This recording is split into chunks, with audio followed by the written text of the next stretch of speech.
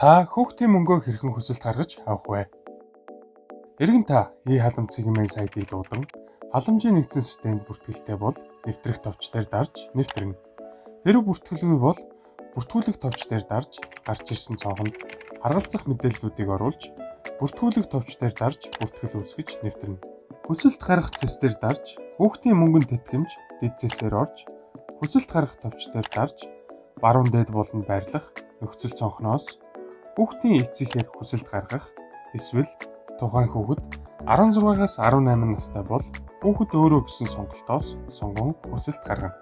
Хэрв хүүхдийн эцэг их бол хүүхдийн мэдээлэл бүртгэх товч дээр дарж өрхийн мэдээлэл хэсгээс хүүхдийн мэдээлэл бүртгэх дээр дарж гарч ирсэн цонхны регистрийн дугаар оруулах талбарт хүүхдийн регистрийн дугаар оруулж татах товч дээр даран мэдээллийг шалгаж бүртгэх товчоор бүртгэнэ. Данс холбох гарч ирсэн цонхноос данс оруулахыг сонгон хүүхдийн дансыг оруулж суулгах даран шийдлэнэ. Мэдээлэлээ шалгаж бүртгэсэн хүүхдийг сонгож хүсэлт илгээх дээр дарж гарч ирсэн хуулийн заалтыг танилцсан зөвшөөрөх дарж хүсэлт гаргана.